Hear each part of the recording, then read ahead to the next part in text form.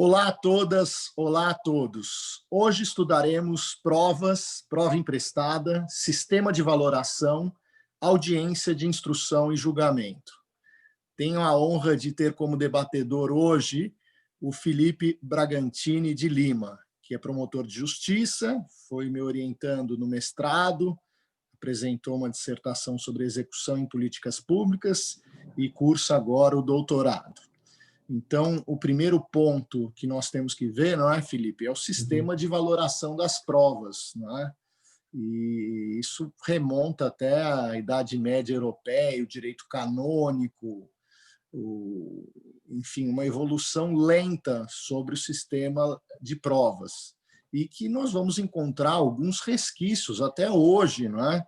No ordenamento jurídico brasileiro. Então, quando se fala em sistema de provas, ou sistema de valoração de provas, nada mais, nada menos, nós estamos a dizer que é um critério utilizado pelo juiz para justamente valorar as provas, com a finalidade de alcançar a verdade histórica no processo, porque o processo nada mais é que uma reprodução da realidade. O processo baseia-se na verossimilhança. São três, basicamente, os sistemas de valoração da prova mais conhecidos. O primeiro é o sistema legal de provas, a prova tarifada, essa sim, com forte influência do direito medieval europeu. Sistema da íntima convicção e sistema do convencimento motivado ou persuasão racional, que antes era chamado de livre convencimento motivado, mas esse livre começou a ser interpretado de maneira equivocada, principalmente, digamos assim, a partir da década de 90, na vigência do Código anterior. Mas nós vamos falar sobre isso tudo agora. Felipe, poderia nos explicar aqui quais são os sistemas de valoração da prova, o sistema legal de provas, o sistema da íntima convicção e o sistema do convencimento motivado? Sim. No sistema legal de provas, a prova, o valor que aquela prova terá, ela é ditada pela própria lei. Então, há um comando legislativo que determina qual o peso que aquela prova deve ter, cumprindo ao juiz aí apenas a tarefa de constatar se a prova foi produzida e reconhecer-lhe o valor que a lei atribui. O sistema da íntima convicção, por outro lado, entrega-se totalmente ao juiz o poder de apreciar e valorar com total liberdade a prova, sem, contudo, impor-lhe algum mecanismo de racionalidade e controle da decisão. É o sistema ainda vigente, por exemplo, no tribunal do júri, em que os jurados eles decidem sem a necessidade de fundamentar a sua escolha, pois os quesitos são formulados de maneira objetiva e eles respondem sim ou não e não precisam motivar a escolha realizada. Agora, o sistema em vigor é o sistema do livre convencimento motivado. Aliás, o sistema do convencimento motivado, tendo o CPC de 2015 evitado a utilização do adjetivo livre. É o sistema em que não há um valor predeterminado para a prova, mas que o juiz tem o dever de apresentar as razões pelas quais entendeu que a prova merece o valor atribuído. Ou seja, o juiz realiza a escolha e declina os motivos por que chegou até aquela escolha, fundamentando sua decisão. Interessante que, embora o sistema do convencimento motivado prevaleça, não é? O sistema legal de provas ainda tem resquícios no CPC, mesmo de 2015. No CPC de 73 havia um dispositivo que era muito citado, não é? Que a prova exclusivamente testemunhal não poderia ser utilizada nos contratos verbais de valor superior a 10 salários mínimos. Esse dispositivo não existe mais no CPC de 2015. Mas nós encontramos alguns resquícios ao dar uma valoração diferenciada em relação a documentos públicos e privados, né, Felipe? Isso a gente vê ainda na parte de prova documental, que os documentos públicos têm uma força probante maior que os documentos privados. O sistema da íntima convicção, que o Felipe falou, é o tribunal do júri, é o grande exemplo aí, E por quê? Porque os jurados que decidem. É interessante, não é, dizer e explicar que a quesitação, os quesitos, a formulação dos quesitos é feita pelo magistrado, até com a participação do representante do Ministério Público. Mas no momento em que os jurados são instados a responder esses quesitos, eles respondem sobre a forma de sim ou não, né? Então, para explicar para quem nunca participou de um júri, seja como jurado ou como profissional do direito, os jurados ficam com duas bolinhas lá, sim e não, né? E aí o juiz faz essa quisitação e os jurados respondem. O interessante aqui no sistema brasileiro, não é, Felipe? Os testemunhos não podem falar entre si, não é? No sistema norte-americano é diferente, não é, Felipe? Os testemunhos falam entre si e às vezes você tem assim a escolha da testemunha é mais importante, mais relevante lá do que aqui, porque esses aspectos sociais, essa sensibilidade das testemunhas, não é? Isso tudo é muito importante, né? Eu até sugiro que os nossos ouvintes assistam um filme interessante sobre a história do primeiro juiz negro da Corte Suprema norte-americana, o Thurgood Marshall, onde ele atuava como advogado. E há uma cena lá muito interessante em que ele, com uma grande sensibilidade e até intuição, escolhe as testemunhas, não é? E ao fim do filme se revela que a escolha foi adequada, não é? Justamente porque ele viu que uma delas lá poderia ter um poder de convencimento importante sobre os demais. Aqui no Brasil, não, as testemunhas não se falam entre si e ficam lá isoladas também. Às vezes você tem júris que demoram alguns dias, não é? Mas, de qualquer maneira, a decisão é feita pelos jurados e não há uma motivação. E o sistema do convencimento motivado é o que nós conhecemos, que se funda até na Constituição Federal, no artigo 93, inciso 9, que todas as decisões deverão ser motivadas, até mesmo no processo administrativo, não é? E, evidentemente, no processo jurisdicional. Então, o juiz tem o convencimento, tem a possibilidade de apresentar o seu convencimento, desde que ele seja motivado e de acordo com a prova dos autos, não é? Então, nós vamos adentrar mais nessa explicação adiante, mas é importante dizer e deixar claro que esses três sistemas ainda existem no direito processual brasileiro, ou no direito probatório brasileiro, vamos chamar assim, né? Então, vamos ver um pouco, então, ainda avançando, né, sobre esses sistemas de valoração da prova. Então, limites ao sistema do livre convencimento motivado, né? Então, havia no CPC de 73 essa expressão livre convencimento motivado, que é uma expressão antiga, histórica, não é? E que o juiz tinha, evidentemente, e acredito que ainda tenha livre convencimento motivado, mas ele deve apresentar a sua motivação, a sua fundamentação, desde que correlacionada com a prova dos autos. E aí, não é, Felipe, o grande problema é que, como eu disse, eu diria que a partir da década de 90, o começo, começaram a surgir alguns julgados, e isso chegou até o Superior Tribunal de Justiça, no sentido de que o juiz teria livre escolha para motivar a sua decisão, podendo escolher as provas que entendesse necessárias, sem a necessidade de refutar aquelas capazes de inquinar a sua conclusão, né? Surgiram alguns poucos julgados, e esses poucos julgados, Felipe, foram extremamente criticados, mas extremamente criticados, porque, no final das contas, ao fim do dia, o juiz acabava não apreciando provas relevantes capazes de afastar aquela conclusão. E, evidentemente, que a doutrina e alguns julgados também foram fortes nesse sentido de que o juiz deve ele deve fundamentar com base em todas as provas relevantes, seja afastando-as ou acolhendo-as.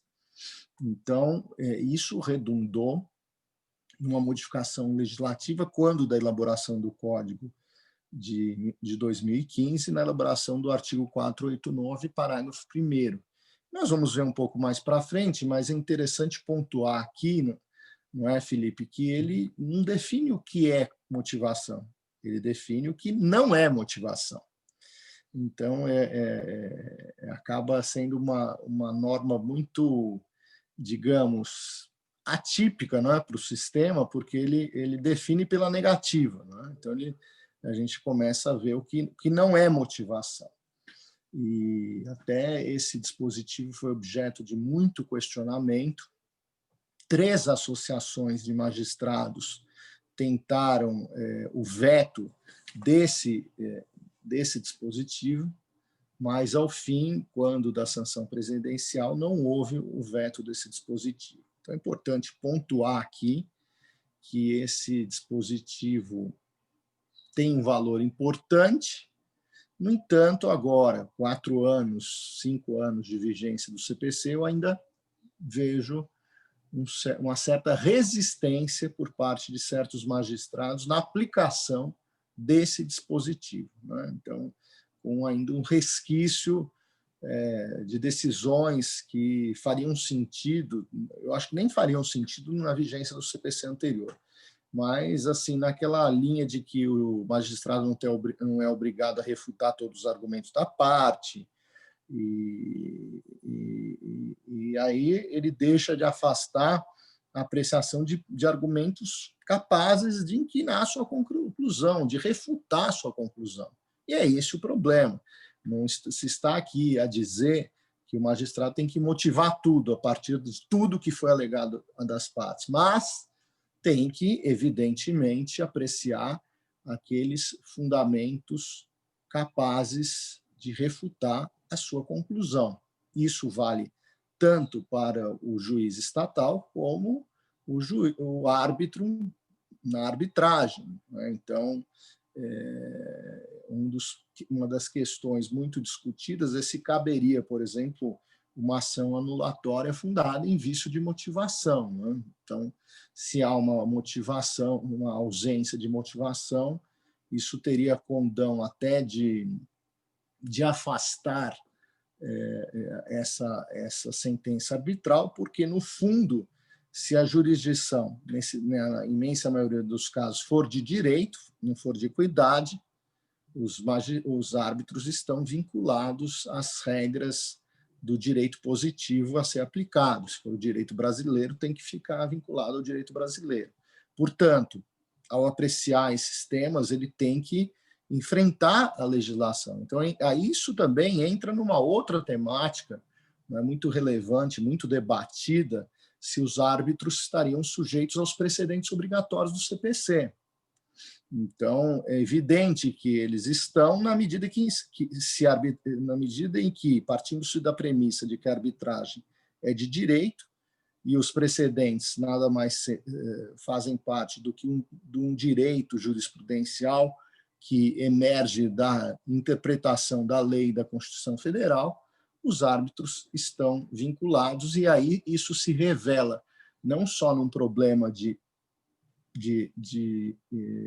invalidade da motivação, como um problema até de fugir dos termos daquilo que foi pactuado entre as partes, daquilo que foi convencionado entre as partes, no sentido de se aplicar a lei brasileira. Não é? Então, é importante pontuar isso, né, Filipe, porque é um assunto muito debatido ainda, e que ainda vamos ter muita água para rolar em cima disso. Não é?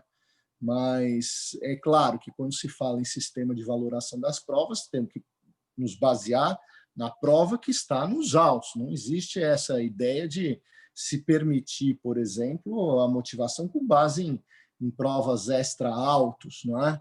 E aí eu já e também a vedação da decisão surpresa. Há muitos anos atrás, ainda na vigência do CPC de 73, eu tive um caso em que o juiz ao decidir, ele coloca, ele faz uma pesquisa na internet, coloca links ali para demonstração da existência de grupo econômico com base em links na internet. Assim. As empresas tinham feito uma joint venture num determinado país europeu por 6 meses, há 3 décadas atrás, e o juiz concluiu que isso seria prova suficiente para a configuração da existência de grupo econômico. Evidentemente, uma decisão, a meu ver, extremamente nula, porque se pegou uma prova da manga, assim, não é? Não se submeteu ao contraditório e uma prova frágil da demonstração, aqui já entrando na matéria de fundo, da existência de grupo econômico. Enfim, essas coisas precisam ser destacadas aqui e precisamos todos da comunidade jurídica estarmos atentos a esses vícios de motivação. Então, a motivação racional deve atender às regras de validade da argumentação, do raciocínio jurídico, e também levar em conta esse contexto da cultura média, do tempo e local em que atua o julgador. O objetivo principal é ter uma justificativa idônea da decisão para que ela seja passível de controle pelos órgãos responsáveis. Então, tem um elemento, primeiro, interno, em relação às partes, para justificação para as partes daquela decisão tomada, e isso é uma motivação bem feita, serve até como elemento dissuasivo para a interposição de um recurso. Aqui no Brasil, não muito, mas já me aconteceu alguns casos na experiência como advogado de ter decisões tão profundas, verticais, que eu me convenci da decisão e externei ao cliente que a melhor solução seria fazer um acordo, né? Então, às vezes, a motivação é tão potente que tem esse condão de afastar o conflito, não é? Ser um elemento catalisador para afastar o conflito entre as partes. É evidente que é preciso ter uma maturidade, e até uma maturidade não só jurídica, como também civilizatória, eu diria. Mas esse é o aspecto da motivação, do efeito da motivação interpartes. Agora, a motivação também, do ponto de vista externo, tem um aspecto político, porque é uma forma legítima de controle social, uma motivação bem feita, não é? Faz com que a população, a sociedade, acabe se convencendo a respeito de uma determinada linha de entendimento, linha argumentativa. E é claro que, nessa perspectiva, devem ser excluídos juízos puramente retóricos, em crenças religiosas ou místicas, ou frases feitas, frases padronizadas que serviriam para vários casos diferentes. Essa situação, né, de frases feitas que serviriam para uma miríade de casos, até no clássico livro de Michele Tarufo sobre a motivação da sentença, que é o clássico livro, Michele Tarufo, que ainda é vivo e tem, assim, digamos, os seus estudos, uma grande repercussão no Brasil, e aqui faço essa indicação para que todos que queiram se aprofundar no tema da motivação consultem os seus livros. Ele se utiliza de uma expressão no seu livro em italiano que poderia ser sintetizada como digamos, títulos de notícias de jornal, né? O módulo de estampa, onde nós, ao verificarmos um periódico na internet, um jornal, né? A gente vê frases de efeito no título da notícia. E, às vezes, o título da notícia não revela o seu conteúdo com exatidão, esse é o primeiro ponto. E o segundo ponto é que são frases de efeito, que serviriam para também outras notícias da mesma linha, não é? Então, uma motivação clara e pública passa a ser também uma motivação controlável pelo órgão hierarquicamente superior. Então, isso também se revela como um aspecto importante para a efetivação do contraditório. E é claro que a motivação tem que ser condizente com as regras de experiência, as regras de experiência comum. Não é? O exemplo comezinho seria: não pode desprezar a lei da gravidade, mas são regras de experiência, não é? Então, aquele sujeito que litiga de maneira contumaz, junta documentos falsos a todo momento, há uma premissa de que, ao juntar um documento, provavelmente aquele documento seja falso. Então, existem regras de experiência comum que servem para todos os casos, existem regras de experiência comum que podem transitar nesse aspecto aí do caso concreto. Então, isso também pode acontecer, não é, Felipe? E esses dados são muito interessantes. Agora, eu queria que você falasse um pouco desse dispositivo forte, que é o 489 do CPC, que entrou na comissão da Câmara, né? Que é a comissão que eu fiz parte, antes não havia, e que gerou uma série de debates, mas felizmente foi aprovado e sancionado. Isso, como o professor já tinha adiantado, esse artigo ele define, a contrário sensu, o que seria motivação, né? Então, ele impõe alguns limites à atividade de motivação do juiz, afirmando que não pode ser considerada como fundamentação a mera limitação à indicação, reprodução ou paráfrase de ato normativo, sem realizar um cotejo com a causa e com a questão decidida.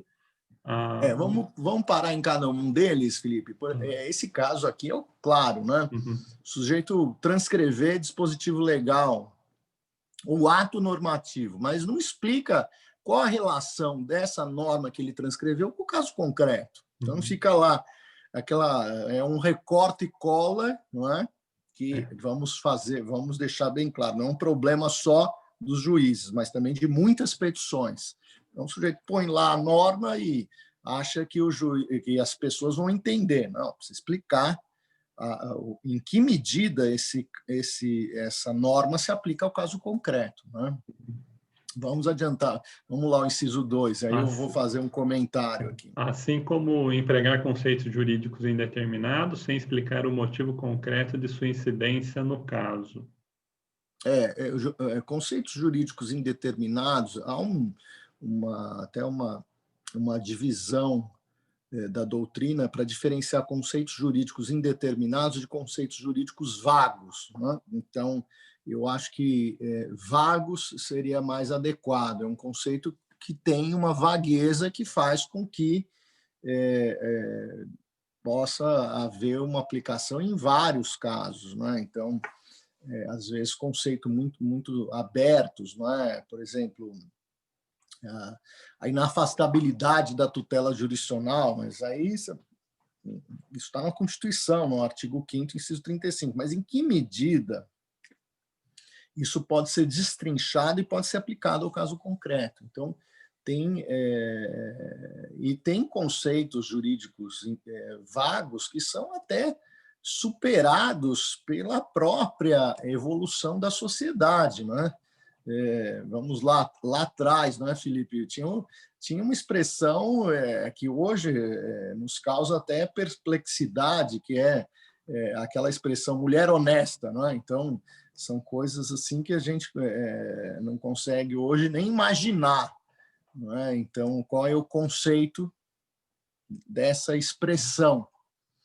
E vejo que delicado isso, não é, Felipe? Então, a evolução a evolução da sociedade, a modificação dos costumes, isso tudo tem que ser levado em conta, não é? E às vezes são conceitos vagos e que não são sequer suscetíveis de aplicação, não é? Então, o que a gente poderia falar sobre uma discriminação de gênero decorrente da própria lei, não é? Sim. E O terceiro, o inciso terceiro, afirma que não se considera fundamentada a decisão que invocar motivos que se prestariam a justificar qualquer outra decisão. Aí entramos naquela... Essa, né, Felipe, é o módulo de estampa que eu falei, É, né? isso. Frases de efeito, né? É, Então, isso a gente vê muito, né? Principalmente em medidas de urgência, né? Não estão presentes o periculo in mora e o fumus boni iuris a viabilizar a concessão da tutela provisória de urgência. Se você tirar ali, extrair, não tem nada, né? Ele não analisou nenhum fato concreto.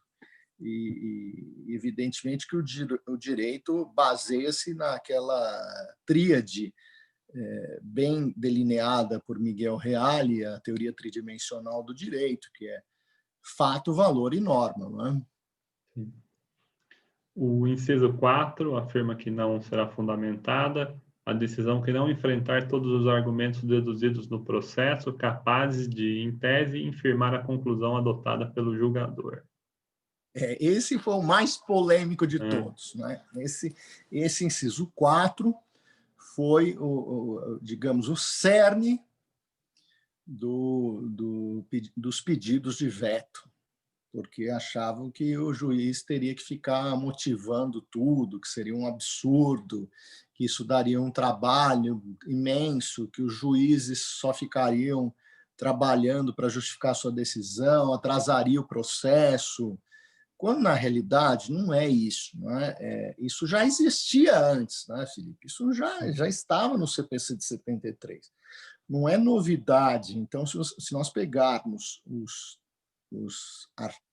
as decisões a respeito de motivação dos tribunais superiores, todas baseavam-se nessa ideia. Não é? Então, o juiz tem que enfrentar aqueles argumentos capazes de afastar, infirmar a sua conclusão. Então, não tem nada de novidadeiro nesse dispositivo. Isso já existia. Mas houve um movimento para se tirar isso, na medida em que havia uma certa orientação jurisprudencial dizendo que o juiz não era obrigado a enfrentar todos os fundamentos, mas só aqueles que foram relevantes para construir a sua decisão.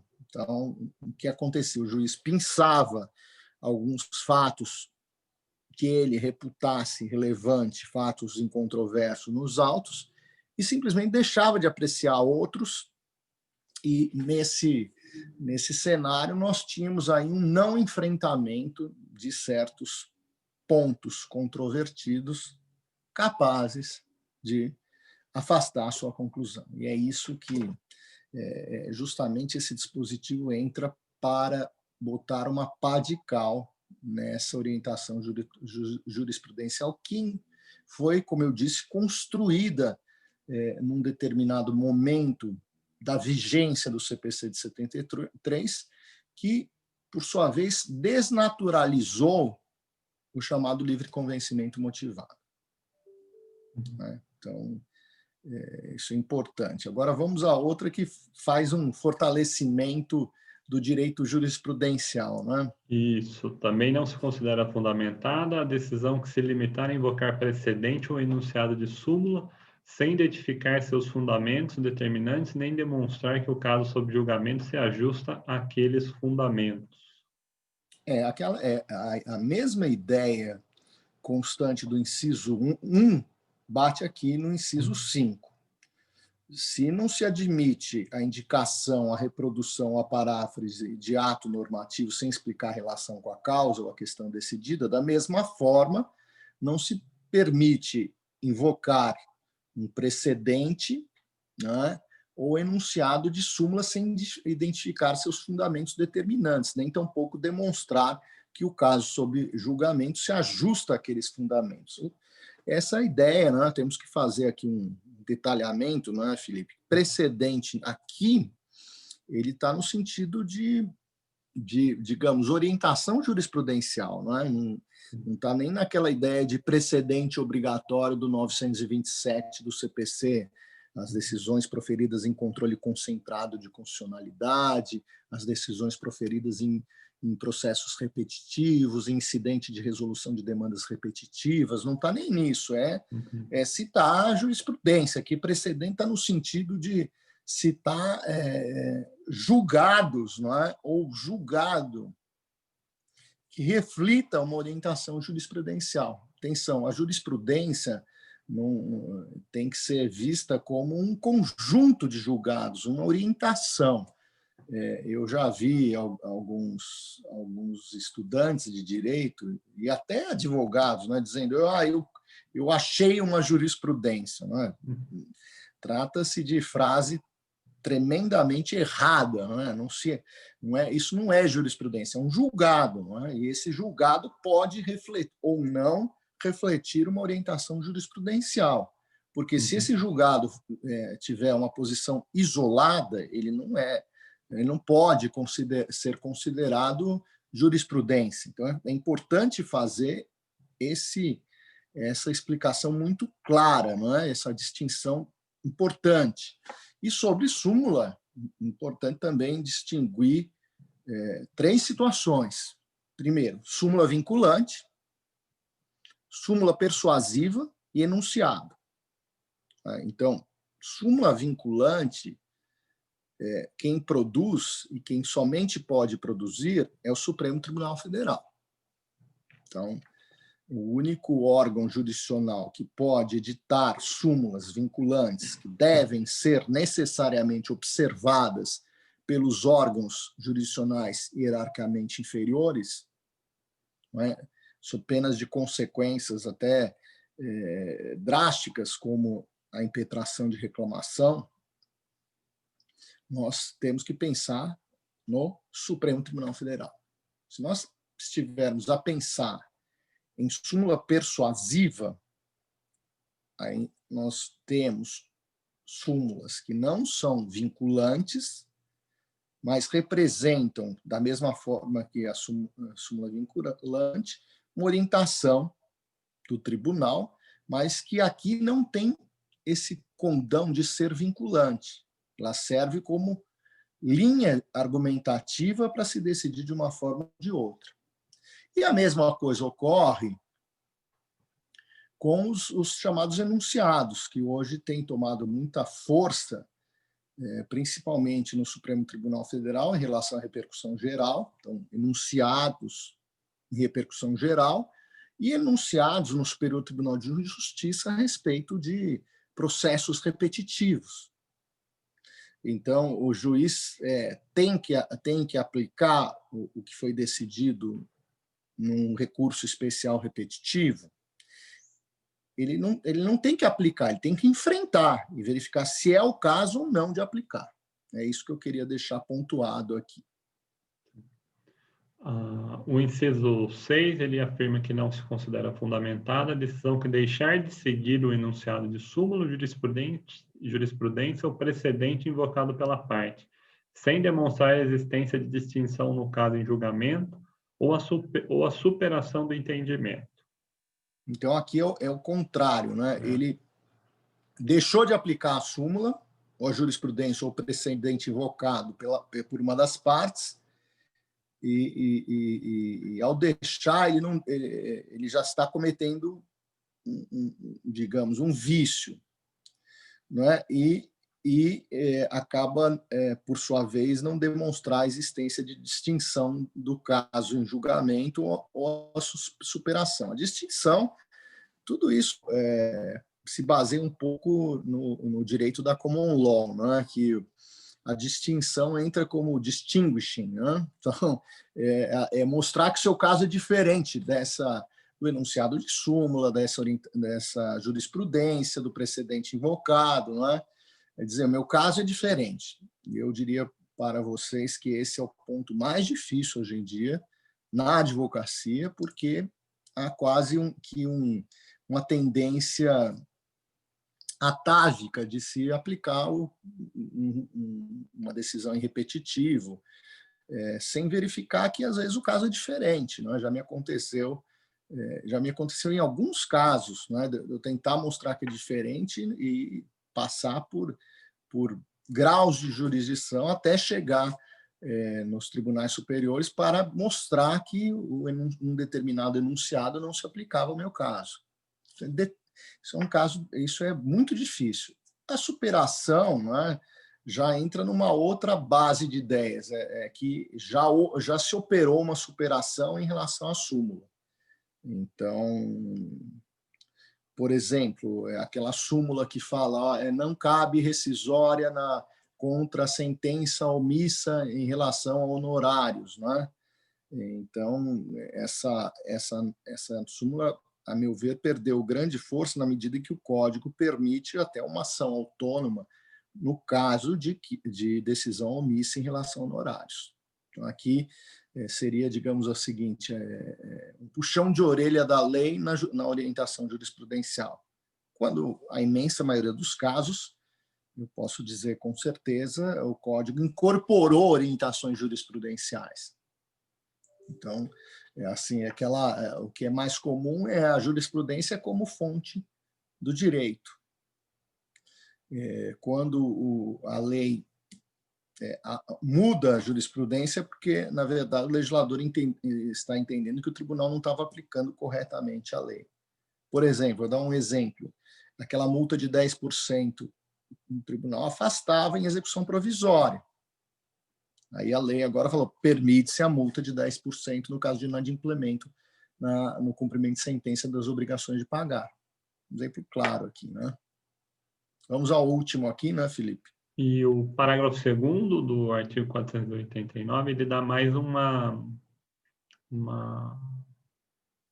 forma de como o juiz deve se portar no caso de colisão entre normas, em que o juiz deve justificar o objeto e os critérios gerais da ponderação efetuada, enunciando as razões que autorizam a interferência na norma afastada e as premissas fáticas que fundamentam a conclusão.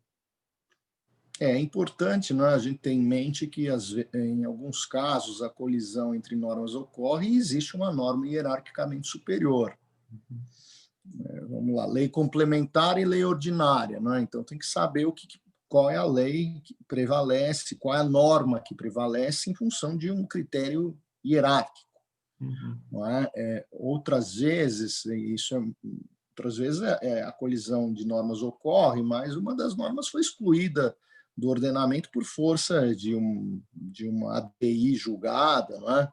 E aí não se trata de uma colisão aparente entre normas, uma vez que a norma não mais existe, foi extirpada do ordenamento. A questão da colisão entre normas torna-se mais complexa quando nós estamos a falar de colisão entre princípios. E aí o critério de ponderação está num critério axiológico, ou seja, valorativo. E o valor vigente numa sociedade se altera com tempo e tempo. Então, aí há uma necessidade, há um ônus argumentativo, parte do julgador, muito maior, porque ele vai fazer prevalecer um determinado princípio em detrimento do outro. Então, por exemplo, publicidade e intimidade, né, que isso é o padrão do que ocorre. Direito ao esquecimento e publicidade. Vejam, isso são valores importantes e que devem ser interpretados dentro de um critério geral de ponderação. Isso é muito mais complexo. E é evidente que nessas hipóteses não se exclui uma norma do sistema, como acontece no caso da ADI. Aquela norma é expulsa do sistema. Quando se está a falar de ponderação entre princípios, não é que o princípio é afastado do ordenamento jurídico, mas há um critério axiológico, ou seja, valorativo, no sentido de dar prevalência a um determinado princípio em detrimento de outro. Mas vamos lá, Felipe, o que você poderia falar sobre os sistemas de valoração da prova e principalmente sobre essas regras a respeito da prova tarifada, que tem por objetivo afastar, evitar arbitrariedades por parte do julgador, mas que também tem digamos, uma evolução histórica, como eu disse, do direito medieval europeu muito importante. Eu diria até, veja, que uma ideia que vem do direito medieval europeu, que não vale hoje em dia, mas que os juízes, em certa medida, levam em consideração, aquela ideia de testes unos, testes nulos, né? Testemunha única, testemunha nula. Não é que o depoimento de uma testemunha é nulo, não é isso. Mas, evidentemente, que se tiverem 4 depoimentos de 4 testemunhas e os 4 depoimentos idôneos, evidente que o juiz tenderá a decidir quando nós temos 3 depoimentos de igual carga valorativa, não é, em relação à existência de um determinado fato. Isso também, não é, por outro lado, não impede que o juiz, verificando que esses 3 depoimentos são muito frágeis, ele decida em função daquele depoimento que tenha mais substância, mais concreto. Então, isso vai, evidentemente, se revelar na motivação. Mas vamos ver aqui, não é? Acho que é importante você mencionar, né, Felipe, esses resquícios, que são resquícios, diria, importantes, que mostram que existem ainda regras no sistema da prova tarifária. Essas são regras episódicas, né, de prova legal ainda vigentes no nosso sistema, e como o professor salientou, elas visam a evitar as eventuais arbitrariedades judiciais. Então, por exemplo, o artigo 55, parágrafo 3º da Lei 8.213 de 91, que é a lei que trata sobre os benefícios previdenciários. Ela dispõe que, para a comprovação do tempo de serviço, só produzirá efeito quando for baseada em início de prova material contemporânea aos fatos, não admitindo a prova exclusivamente testemunhal. Então, por exemplo, para a comprovação de tempo de serviço, não se admitiria o preenchimento, por exemplo, da carteira de trabalho e previdência social posteriormente, ou no momento da realização do pedido ou da demanda judicial. Ela deveria ter sido preenchida lá atrás, não sendo admitida a prova exclusivamente testemunhal. Mas a própria norma, ela estabelece uma exceção em caso de força maior ou caso fortuito. Então, caberá daí ao juiz, eventualmente, analisar a possibilidade de se admitir uma prova testemunhal em determinados casos assim extremos. A indústria que deveria ter preenchido faliu, pegou fogo, perdeu-se todos os bens, todos os documentos que existiam, isso daí seria admissível, mas de uma forma já se prende a concessão dos benefícios a um início de prova material contemporânea aos fatos, né? Hoje a gente tem as provas muito eletrônicas, né? Mas esse comentário seu me fez lembrar de dois casos que eu vivenciei. O primeiro é que eu tive um caso que o fórum pegou fogo, ou pegaram fogo no fórum, né? Em outro estado da federação. Então, pegou fogo e desapareceu. E aí, evidentemente, que teve que haver aquele processo de restituição de autos, né? Que não significa consertar automóvel, né? Significa refazer os autos. Isso demorou muito tempo. Outra situação também inusitada que eu vivenciei é que o fórum foi alagado, imagina. E, evidentemente, os autos físicos foram, em grande parte, destruídos. Então, hoje a gente não fala disso, fala da nuvem, né? Mas hoje nós temos que pensar nesses problemas, né? Ainda não enfrentamos problemas dessa envergadura, mas eu temo que um dia, de repente, a nuvem desapareça, né? Cria um determinado aí, vírus ou alguma situação que essas informações simplesmente desapareçam. Isso é, evidentemente, preocupante, mas isso são problemas que surgirão agora no século XXI, nos próximos séculos, que é o desaparecimento de informações virtuais, ou mesmo a modificação de informações virtuais. Nós vamos continuar nos nossos exemplos de prova tarifada. Isso. O outro exemplo é o parágrafo 5º, o artigo 5º, parágrafo único, inciso 1 do Código Civil, que quanto à cessação da incapacidade, só admite-se mediante instrumento público, no caso da concessão pelos pais, ou homologação judicial, no caso de menor sob tutela.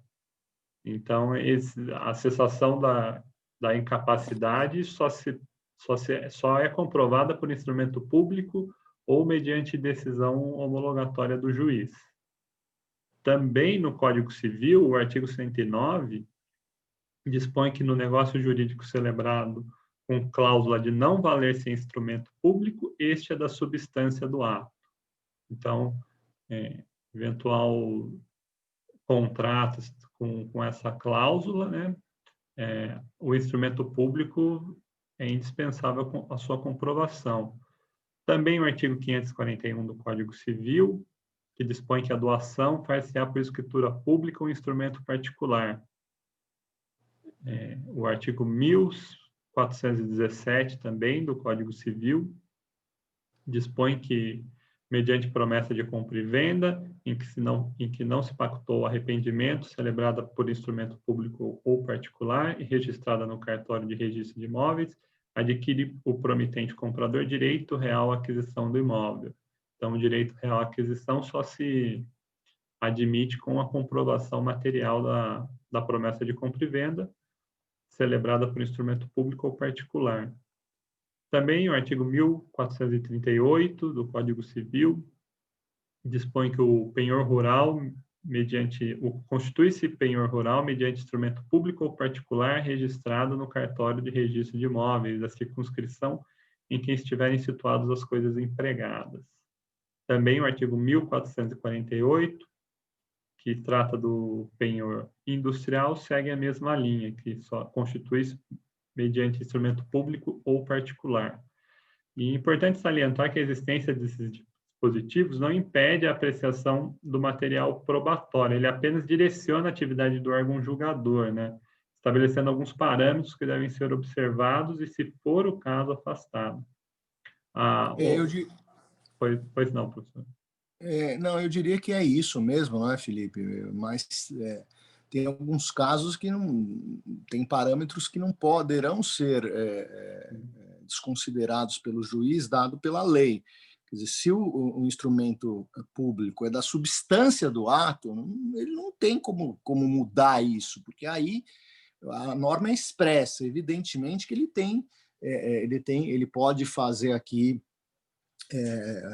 pode motivar a sua decisão em alguns outros casos, mas em outros casos não há como, não é, Felipe?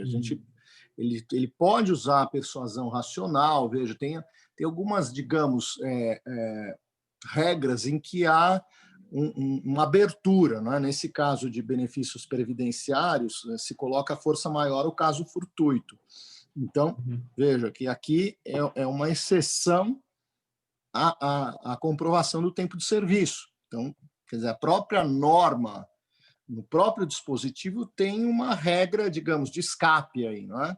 Às vezes você não tem na norma, você tem outra norma que tem que se fazer uma interpretação lógico-sistemática, mas tem situações que não há salvação, né? Ou é por instrumento público ou é por instrumento público, não tem outra solução, né?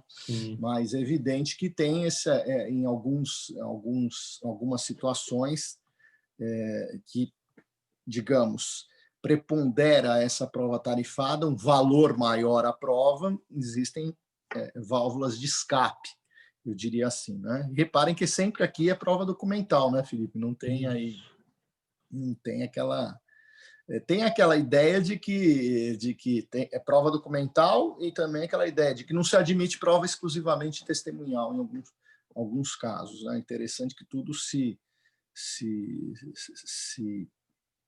gira em torno disso, né? Mas tem algumas situações, eu diria, que às vezes não estão muito claras, né? Por exemplo, quando o ordenamento jurídico estabelece liquidação por arbitramento. por exemplo, não é? A liquidação por arbitramento impõe um procedimento no qual o julgador nomeia um perito de sua confiança com conhecimento técnico para a elaboração de um laudo e com a permissão de que as partes apresentem seus assistentes técnicos e formulem quesitos no início da perícia ou quesitos suplementares ao longo do desenvolvimento do trabalho. Então, não deixa de ser, veja, uma indicação de como a prova deve ser produzida e que, evidentemente, conduz a um sistema de valoração da prova, porque o juiz não pode desconsiderar. Ele não pode, por exemplo, dizer, olha, eu conheço muito contabilidade, eu estudei contabilidade, estudei economia, fiz pós-graduação na London Economics School, então não preciso nomear um perito. Não, isso não vale. Esse tipo de conclusão, essa decisão será nula, porque existe uma regra estabelecida no código de produção dessa prova. Então, há situações, por exemplo, em que um caso interessante de uma arbitragem em que apenas um dos árbitros tinha conhecimento contábil e se determinou na sentença parcial a dissolução da sociedade com a correspondente liquidação. A liquidação se faz por arbitramento. E, no caso concreto, imagine que os peritos, por conta do conhecimento de um dos árbitros, dispensou a realização de prova pericial. Então, além de fugir dos termos estritos da sentença arbitral parcial, descumpriu regras do ordenamento jurídico brasileiro vigente, que estabelece um procedimento na forma de produção da prova na liquidação por arbitramento. Simplesmente isso acaba violando regras de direito processual e regras até de ordem pública, a meu ver, porque aí nós estamos a falar da liquidação adequada em relação à sentença condenatória ilíquida ou sentença condenatória genérica. Então, esse é um dado interessante aqui para reflexão, né? Mas vamos aí, entra num outro tema interessante, né, Felipe? Muito interessante, sempre muito atual, que é o tema da prova emprestada.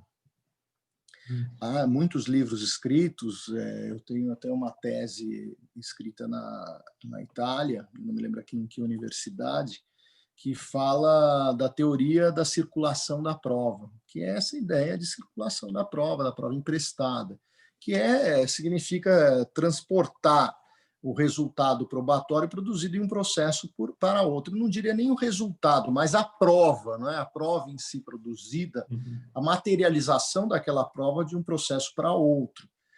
Na realidade, isso tem muita relação com a economia processual, não é? Com até a efetividade do processo, com eficiência, né? Porque tudo redunda na ideia de aproveitamento da atividade probatória anteriormente desenvolvida. E aí, não é, o juiz pode admitir a utilização de prova produzida em outro processo, atribuindo-lhe, naturalmente, o valor considerado adequado, observado o contraditório, é o que dispõe o artigo 372. Então, a premissa para a circulação da prova, dessa prova que sai de um processo e vai para o outro, é o contraditório já prévio existente entre as partes litigantes. Professor, eu posso me utilizar de uma prova emprestada, produzida com partes diferentes e fazer ela eficaz com relação a terceiros que não participaram daquela produção de prova? Resposta: não, não pode. Essa prova emprestada, ela entra no outro processo como prova documental. Vamos imaginar que uma prova, o mais comum é prova pericial, né? Se fez a prova pericial em contraditório no criminal, né? E se seguiram as regras de ordem pública atinentes à produção dessa prova pericial.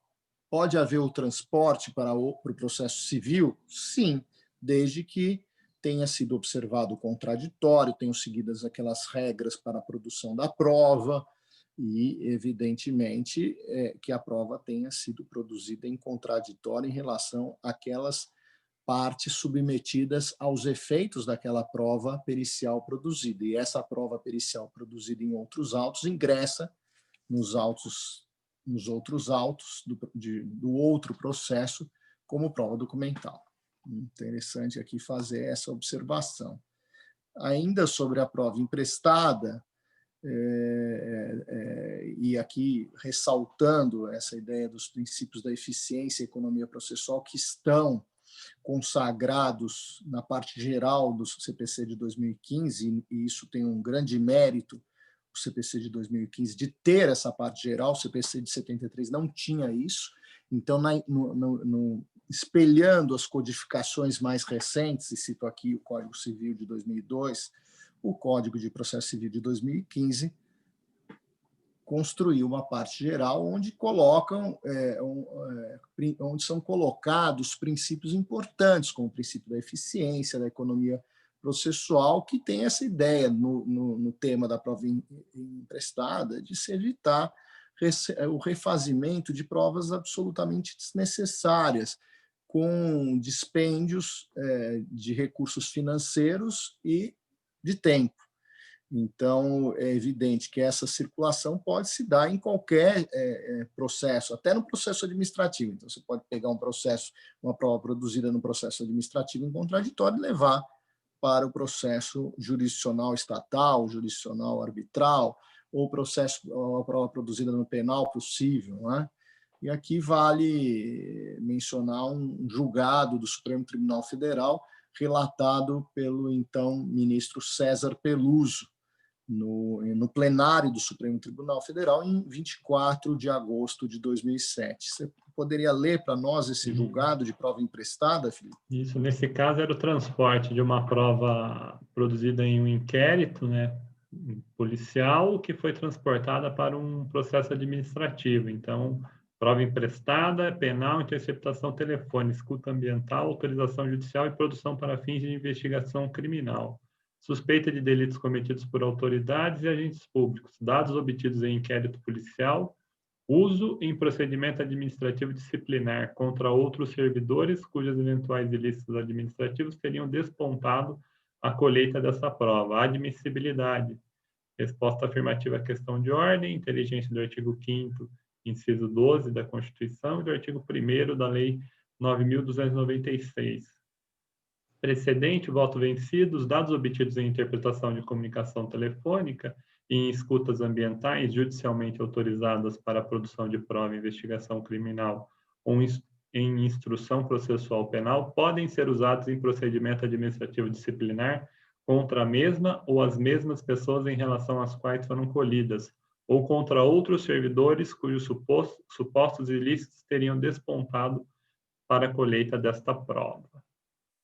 Veja, aqui é interessante, né? Uma prova emprestada que se atribui uma eficácia, inclusive, com terceiros, né? Então, precisamos ver aí como é que o julgador avaliará essa prova emprestada, porque o contraditório aqui é diferido, exercido após a juntada dos autos da prova emprestada. Então, eu não participei da verificação dessa prova, se por exemplo, essa gravação ou interceptação foi editada, né? Esses são detalhes importantes, não é? Eu já vi casos assim que houve autorização de produção de prova pelo próprio interessado, então a prova do delator, não é? E o delator, e depois se verificou que havia edições na gravação que deturpavam o sentido da prova. Então isso tem que ser levado muito em conta, porque essa circulação não é automática, né? Então, esses casos de interceptação têm muitos problemas, às vezes tem interceptações assim, como despontadas para uma série de telefones sem uma motivação, né? Isso aconteceu muito aqui no Brasil de se enviar isso para um determinado juiz em outro estado, fazendo a verificação em outro estado, com centenas ou milhares de linhas telefônicas, não é? Então, isso tudo, a meu ver, deve ser considerada a prova ilícita, não é? Então, fica aquela situação em que se tenta fazer uma busca mesmo, não é? Então, isso tudo tem que ser ainda bem enfrentado pelo Supremo Tribunal Federal, e essa questão da prova ilícita é sempre atual, né? Sempre atual. Os anos se passam e a tecnologia avança, mas isso tem que ser sempre levado em conta, tem que ser sempre submetida à análise por parte do Poder Judiciário e, evidentemente, a sua interpretação, não é? E é claro que a prova emprestada tem que partir de uma premissa de que a prova foi produzida segundo os cânones legais, não é? E a premissa é o respeito ao contraditório. Mas um dado importante é que essa importação pode ser feita pela própria parte, ou por terceiros, ou pelo próprio julgador de ofício, né? E aí, essa ideia de envolver partes diversas do processo originário, tem julgados dizendo que isso é possível, tem julgados dizendo que não é possível. Vale a pena ler aqui um julgado do Superior Tribunal de Justiça, embargos ao recurso especial número 617.428 de São Paulo, de relatoria da ministra Nancy Andrighi. O julgamento foi em 4 de junho de 2014. Vamos ler esse trecho importante desse julgado e de que forma poderemos interpretar esse julgado. Então, ficou assentado que, em vista das reconhecidas vantagens da prova emprestada no processo civil, é recomendável que essa seja utilizada sempre que possível, desde que se mantenha rígida a garantia do contraditório. No entanto, a prova emprestada não pode se restringir a processos em que figurem partes idênticas, sob pena de se reduzir excessivamente sua aplicabilidade, sem justificativa razoável para tanto. Então, o ponto de vista é esse, né? Você pode usar em relação a outro processo com outras partes, mas tem que haver o contraditório. E tem que ser um contraditório amplo, não é? Então, essa questão de principalmente interceptações, não é? Gravações, é preciso verificar que deve ser conferida a oportunidade ao terceiro de questionar a validade dessa prova, inclusive levando-se em conta até a forma pela qual ela foi colhida e se existem alguns elementos que possam inquinar essa prova. É claro que a prova parte de uma premissa de que ela poderá ser utilizada, mas a parte que tem essa prova desfavorável pode apresentar elementos necessários a, por exemplo, se instituir uma prova pericial sobre aquele material no qual houve essa reprodução de imagens ou reprodução de sons, né? Então, às vezes você tem situações onde há edição, onde você não vê o contexto inteiro, né? Então, isso é muito importante que a gente tenha isso em mente, né? Que às vezes há tendências de se polemizar e muitas vezes se faz edições equivocadas aí, onde o contexto fica extremamente deturpado, não é? E ainda sobre os critérios para a valoração da prova emprestada pelo juiz, primeiro, a prova emprestada guarda a eficácia do processo em que foi colhida, na conformidade do poder de convencimento que trouxer consigo. Assim, por exemplo, se toma de empréstimo uma perícia, a eficácia da prova emprestada será a de uma perícia, embora ingresse como prova documental. A eficácia, segundo, a eficácia e a aproveitabilidade da prova emprestada estão na razão inversa da possibilidade de sua reprodução. Se a prova pode ser reproduzida sem maiores custos, a prova emprestada tem diminuído o seu valor probante. Então, essa é a ideia de se aproveitar a prova. Não dá para reproduzir a prova, então ela passa a ter um valor mais relevante. Se ela for passível de ser feita novamente, e mais ainda, não é? Sem maiores custos, ela é refeita. Isso acontece muito, não é, Felipe? Do civil para o penal. Os juízes mandam fazer a prova testemunhal de novo. Você tem o depoimento da testemunha, mas se faz novamente a prova testemunhal no processo penal. Agora vamos ingressar na audiência de instrução e julgamento, que é o desfecho, digamos assim, da prova no processo civil. Por quê? Porque se nós tivermos a necessidade de produção de uma prova pericial, ela se realizará antes da audiência de instrução e julgamento. Prova documental se faz na fase postulatória. Isso não impede que documentos novos, não só novos cronologicamente, como novos no sentido de que as partes não tiveram acesso, podem ser juntados depois. Mas nós temos uma sequência no CPC para a produção de provas, prova documental, prova pericial, provas orais feitas na audiência de instrução e julgamento. Isso não significa, deixar muito claro isso, não é? Que o juiz não tenha, e as partes não tenham a possibilidade de flexibilizar essa ordem da produção das provas no CPC. Então, esse é um dado importante, deve ser ressaltado. Há quem compreenda isso, que isso foi uma novidade no CPC de 2015, por força de um artigo que é reiteradamente citado, mas não é citado esse inciso, é citado o inciso 4, que diz, esse dispositivo, artigo 139, diz respeito aos poderes do juiz. O juiz pode dirigir o processo, não é, incumbindo-lhe algumas condutas e poderes. E o mais famoso aqui é aquele inciso 4, extremamente polêmico, que envolve apreensão de passaportes, apreensão de carteira de motorista, que é o inciso 4, que dispõe que o juiz pode determinar todas as medidas indutivas, coercitivas, mandamentais ou subrogatórias necessárias para assegurar o cumprimento de ordem judicial, inclusive nas ações que tenham por objeto prestação pecuniária. Mas o interessante é que, nesse dispositivo, não é, eu tenho aí a possibilidade de o juiz modificar a ordem da produção de provas, né, Felipe? Isso é um dado interessante aqui,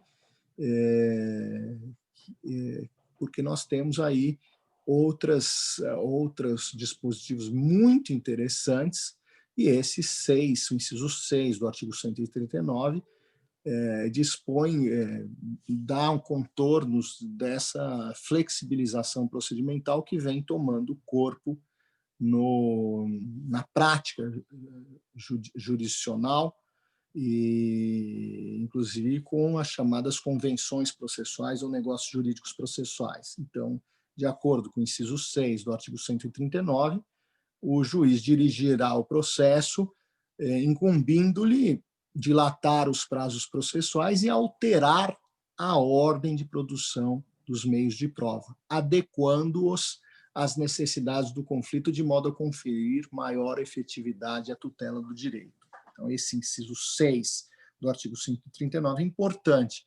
É interessante, Felipe, que na vigência do CPC de 73, nas ações previdenciárias, alguns juízes já faziam isso, invertiam a prova oral, se fazia primeiro a prova testemunhal, para depois, se fosse o caso, fazer a prova pericial mais custosa, demorada, e até facultando aí algumas testemunhas técnicas, né, que, engraçado, nós temos as expert witness no direito brasileiro, isso foi uma novidade também do CPC, então são depoimentos de terceiros com capacidade técnica para a interpretação de certos fatos que ocorreram no processo, mas essa previsão não está na disciplina da prova testemunhal, mas da prova pericial, né? Interessante isso, pontuar aqui, não é?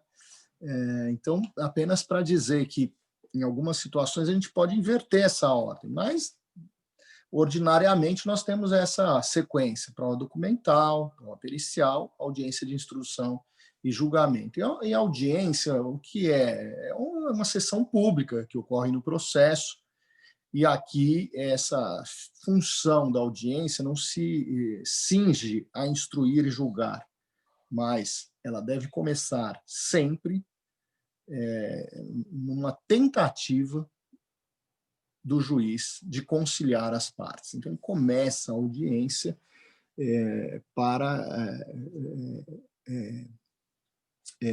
provocar as partes no sentido de uma solução consensualizada da controvérsia, que é sempre muito melhor do que uma solução adjudicada, uma solução imposta.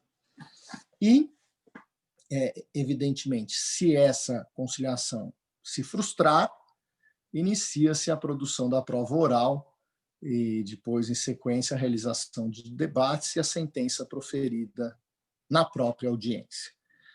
Essa situação de o juiz proferir a sentença na própria audiência de instrução e julgamento, eu posso dizer com experiência prática que é exceção da exceção. Normalmente, o julgador, ao fim dos trabalhos de produção de provas, abre prazo para as partes apresentação de memoriais e aí contraditório nos memoriais, para, ao fim, chamar os autos eletrônicos ou físicos para que seja por ele elaborada a sentença. Mas a audiência tem um importante papel, muito deixado de lado aqui no ordenamento jurídico brasileiro, que prestigia o processo ainda documental, em pese eletrônico. A audiência é o palco da oralidade, porque se concretizam certos princípios caros ao processo e, digamos, até seculares. A oralidade, a imediatidade e a identidade física do juiz. Eu estou sentindo por incrível que possa parecer, Felipe, uma valorização da oralidade nesse período de pandemia, que é justamente isso que nós estamos fazendo agora, que é dialogar, não é? Então, nessa experiência, já pude despachar com desembargadores, ministros, memoriais, não é? E sustentações orais em outros estados da federação, o que muitas vezes era difícil, não é? Até para o jurisdicionado que não tinha condições econômicas de custear o acompanhamento desses processos. Isso teve um ganho muito importante com a pandemia. Evidente que há problemas, por exemplo, na produção de provas, na oitiva de testemunhas, não é? Eu já vi, por exemplo, em audiências arbitrais, os árbitros pedirem para as testemunhas rodarem a câmera, o celular, para verificar se tem alguém, se tem algum indicativo ali. Mas é claro que aí não é a mesma coisa que uma audiência presencial. Então, em muitos processos, uma das partes tem optado pela audiência física, não é? E isso, evidentemente, normalmente, isso não é uma regra, mas usualmente é a parte que não tem interesse que o processo ande, né? Fique bem claro isso. Não é? A audiência não é um ato essencial e obrigatório, assim como os outros meios de prova, e ela só será essencial se só tiver prova oral, mas se tiverem outros elementos de prova, o juiz pode dispensar a produção de prova oral, né? E isso pode acontecer, e normalmente até acontece. Existem vários julgados no sentido de que o juiz pode fundamentar a necessidade de uma determinada prova, normalmente a prova oral, e não se faz audiência. Ainda se tem um pouco, né, Felipe, dessa ideia de que a audiência é uma perda de tempo no Brasil, né? Isso, enquanto que em outros ordenamentos ela tem um valor muito grande, principalmente nos países onde há um rigor na aplicação de sanções criminais contra o perjúrio, enfim, mentir a testemunha, que falseia, mente na audiência. Aqui no Brasil, infelizmente, nós não temos isso e situações muito tristes onde existem depoimentos diametralmente contraditórios. O juiz pode promover a careação, mas é algo complicado aqui no Brasil e um problema de caráter civilizatório, né? Então, esse é um detalhe importante aqui que tem que ser dito. Sobre a audiência de instrução e julgamento, Felipe, quais são os papéis desenvolvidos pelo julgador durante a audiência? Isso. O código estabelece alguns papéis do juiz durante a audiência. Primeiro, como conciliador, ele tem o dever de tentar destravar o diálogo entre as partes para que elas busquem a autocomposição, né? Que é sempre a melhor saída.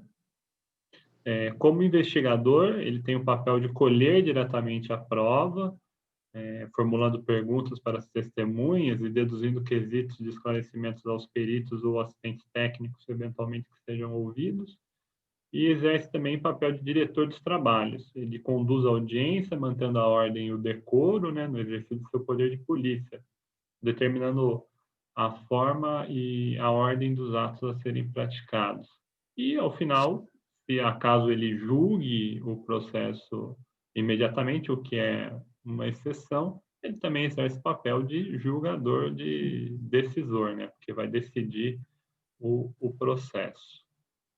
Eu quero ressaltar aqui, não é, Felipe, um dado muito importante que foi, eu considero de extrema relevância no CPC de 2015, essa valorização dos métodos adequados de solução das controvérsias. Então, aqui eu quero fazer menção, como foi dito, que o juiz começará a audiência com a tentativa de conciliação.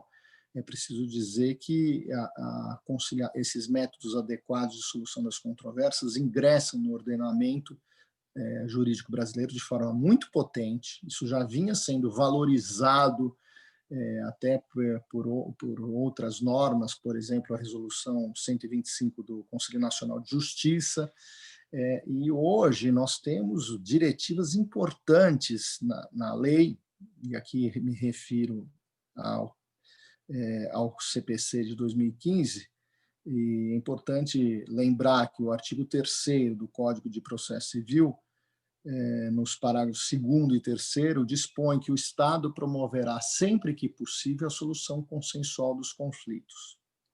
Uhum. E o parágrafo 3º, né, fala: a conciliação, a mediação e outros métodos de solução consensual de conflitos deverão ser estimulados por juízes, advogados, defensores públicos e membros do Ministério Público, inclusive no curso do processo judicial, ou seja, não é só no início do processo judicial. E a prova disso está justamente nessa audiência de instrução e julgamento, quando o juiz deve incitar as partes a promover a conciliação e esses métodos adequados passam a ingressar no processo civil brasileiro com uma nova percepção do conceito de jurisdição. E a jurisdição como função, e a sua função é de solucionar as controvérsias existentes na sociedade, também aí de promover a solução adequada dos conflitos. Então, quando se faz uma mediação, uma conciliação, embora não tenhamos aí a figura do juiz estatal, nós temos a jurisdição atuando. Isso é interessante, e essa sensível percepção está no último livro da professora Ada Pellegrini Grinover, denominado Ensaio sobre a Processualidade. E aqui, vejam que essa diretiva vem de maneira muito forte também no já citado artigo 139, e aqui refiro-me ao inciso 5, que dispõe que o juiz dirigirá o processo incumbindo-lhe promover a qualquer tempo a autocomposição, preferencialmente com auxílio de conciliadores e mediadores judiciais. Vejam que importante isso. Então, já se faz um movimento no Conselho Nacional de Justiça de até a criação de cursos online de mediação para a formação dos mediadores, a fim de que aquelas regras do CPC que impõem a mediação obrigatória se implementem de maneira efetiva. É importante também falar da sequência de atos na audiência, não é, Felipe? Como é que a audiência se desenvolve, como é que é essa estrutura da audiência. Isso. Então, vamos lá, como é que funciona isso? Qual é a ordem disso? A audiência ela tem um ato complexo e tem como uma estrutura básica, inicialmente, a tentativa de conciliação, a arguição do perito, a produção da prova oral, alegações finais e prolação de sentença. A tentativa de conciliação ela deve ser conduzida pelo juiz, que deve tratar diretamente com as partes, a fim de catalisar a solução do conflito, potencializando os meios autocompositivos. Só que o comparecimento da parte não é obrigatório, que ela pode ser representada por advogados com plenos poderes, e a ele caberá realizar as tratativas. Se o advogado não tiver poderes, a conciliação ter-se-á como frustrada. Só para anotar, no âmbito dos juizados especiais, a presença da parte é obrigatória, justamente porque tem o viés autocompositivo bem delineado. E é importante salientar também, professor, que todos esses artigos do CPC que impõem ao juiz a obrigação de tentar conciliar as partes, eles são importantes porque eu senti que muitos juízes tinham receio de, às vezes, antecipar uma decisão ou demonstrar, eventualmente, como se posicionariam em determinado processo, e o CPC meio que dá uma liberdade maior para o juiz tentar expor ali, tratando diretamente com as partes sobre o processo, né?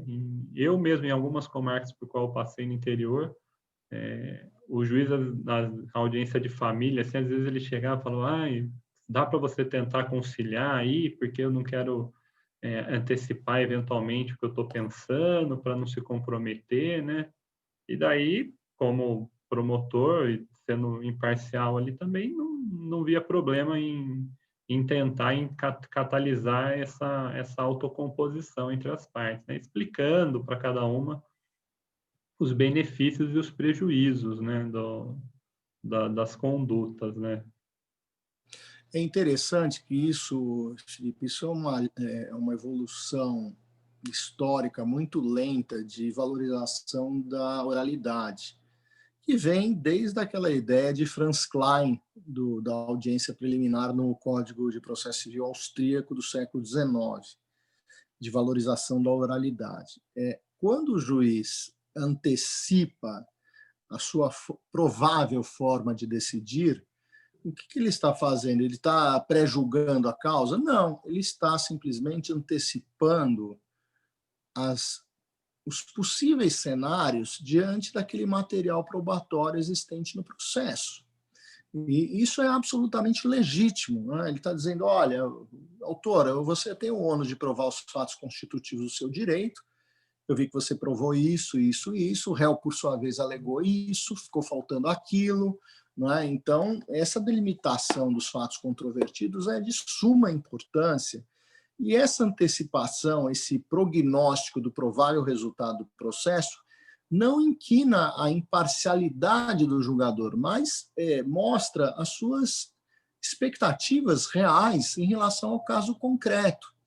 E aí, evidentemente, isso entra até dentro de uma técnica de negociação, para que as partes saibam quais são as suas chances, não é? Quais são seus incentivos econômicos para se fazer uma composição. Isso é um dado muito importante, porque tem muita relação com a análise econômica do processo. E aí não dá para negar que as partes levam em consideração esses cenários possíveis, inclusive levando em conta o tempo de duração do processo. Então, vejo que isso é interessante levar em conta, é importante levar em conta e deixar claro que isso não se trata de pré-julgamento. Mas é evidente que o julgador deve colocar isso de uma forma muito delicada, de uma forma muito sensível, para que não seja equivocadamente interpretado. O Felipe também falou desta ordem, né, da tentativa de conciliação, arguição do perito, produção de prova oral, alegações orais e prolação da sentença. Sobre a arguição do perito, eu queria dizer que, em muitas situações, ele não vai à audiência prestar os seus esclarecimentos, ele os presta por escrito. O juiz estatal, normalmente, provoca as partes no sentido de que esclarecimento se deseja e, se for o caso, determina ou não a realização das audiências. Na minha experiência como advogado, eu poderia dizer que foram raros os casos em que foi designada audiência e o perito foi chamado a esclarecimento naquele momento.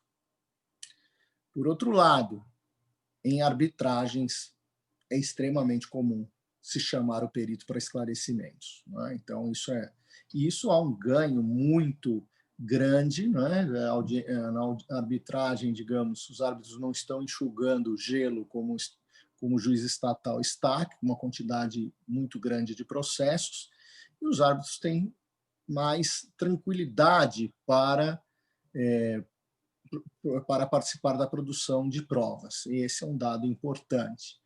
E vale a pena aqui também a gente falar um pouco mais para frente, né, sobre a sequência de como a prova testemunhal é realizada. Mas antes eu queria reiterar um aspecto que eu já mencionei, mas que vale a pena fazer referência aqui, que é a possibilidade da oitiva de testemunhas técnicas, das expert witness, que entra no CPC como perícia simplificada. E aqui, né, Felipe, a inspiração foi, sim, na Common Law, mas foi também no microsistema dos juizados especiais, onde se admite a prova pericial simplificada com a oitiva do perito em audiência. Então, vamos analisar esse dispositivo, se puder fazer a leitura aqui, seria interessante para nós analisarmos. Então, entra como perícia e não como prova testemunhal. O artigo 464, parágrafo 2º, ele afirma que, de ofício ao requerimento das partes, o juiz poderá, em substituição à perícia, determinar a produção de prova técnica simplificada, quando o ponto controvertido for de menor complexidade.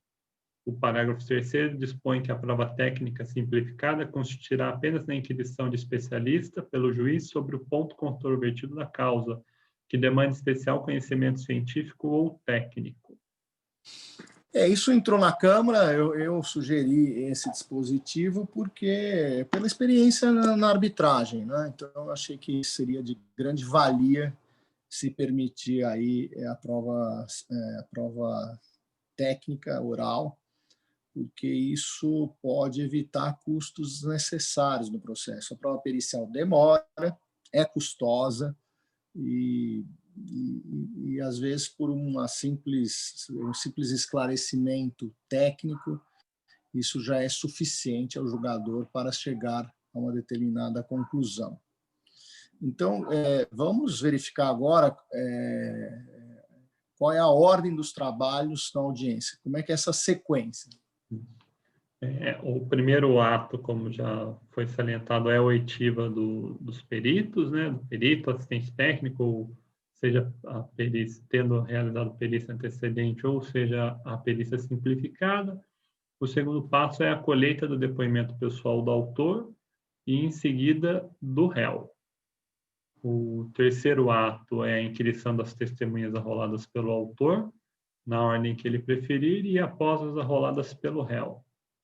O quarto ato é o encerramento da fase instrutória. O quinto ato são as alegações orais das partes. Primeiro, o autor e depois o réu. O prazo das alegações é de 20 minutos, prorrogável por 10. Se houver litisconsortes, o prazo será de 30 minutos, cabendo às partes proceder à divisão. Não havendo ajuste, o juiz dividirá o tempo em partes iguais. O sexto ato, se o caso, é a manifestação do Ministério Público, e o sétimo ato é a prolação de sentença, considerando que a audiência seja realizada, o caso seja simples a ponto de permitir que todas essas provas sejam produzidas, todos esses atos sejam produzidos na audiência, né? Eu, nessa experiência de 3 décadas de advocacia, eu só vivi assim 2 vezes o juiz proferir sentença em audiência e evidentemente, instar os advogados a fazer suas alegações finais de maneira oral. O normal como eu disse, encerrada a fase instrutória, o juiz conceder às partes um prazo para apresentação de memoriais, normalmente 15, não é? E aí uma possibilidade de manifestação das partes em relação aos memoriais já apresentados, não é? Uma se manifestar sobre o memorial da outra. E aí os autos são conclusos para a sentença e, proferida a sentença, ela é publicada, não é proferida em audiência. Então, essa é uma ordem interessante e vale também a pena, não é, falar sobre a documentação da audiência, que está no artigo 367 do Código de Processo Civil. Isso. A documentação da audiência será realizada por funcionário do judiciário. O código até esclarece sobre ditado do juiz, né? O termo deve conter o resumo do ocorrido na audiência e a íntegra dos pronunciamentos judiciais nela proferidos.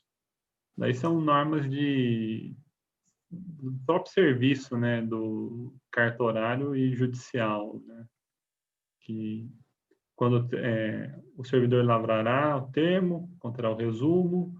Quando o termo não for registrado em meio eletrônico, o juiz rubricar-lhe-á as folhas, que serão encadernadas em volume próprio, subscreverão o termo juiz, os advogados, o membro do Ministério Público, e o escrivão, o chefe da secretaria, dispensadas as partes, exceto quando houver ato de disposição para cuja prática os advogados não tenham poderes.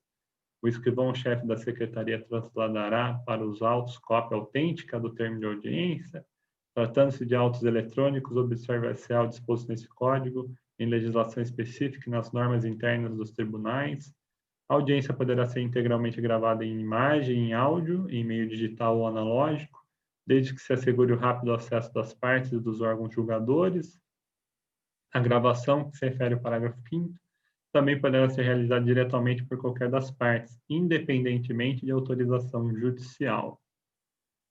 Interessante essa novidade, o CPC, as partes podem gravar. Hoje, né, não tem como evitar, porque é tão simples se gravar, os equipamentos são tão diminutos que teria que se passar por um detector de metais, assim mesmo, com risco de não dar em nada, né? Então é possível a gravação. E para terminar, não é, nós temos que falar aqui dos casos excepcionais de suspensão, já que a audiência é una e contínua, não é? Às vezes ele pode ser cindida em função da ausência do perito ou de testemunha, desde que haja concordância das partes, não é? Às vezes há uma testemunha referida, não é? No depoimento de uma das testemunhas, o juiz fala: bom, diante disso aqui eu exerço meus poderes instrutórios, e é um poder instrutório típico, falando: olha, eu quero ouvir essa testemunha referida aqui. São suspensos os trabalhos para que essa testemunha referida seja intimada para ser ouvida em outra ocasião, né? Então, é claro que, diante da impossibilidade de realização da instrução, do debate e do julgamento no mesmo dia, o juiz marcará seu prosseguimento para a data mais próxima possível em pauta preferencial. Então, são casos excepcionais de suspensão previstos no artigo 365. E, com isso, nós encerramos esse tema de hoje, não é?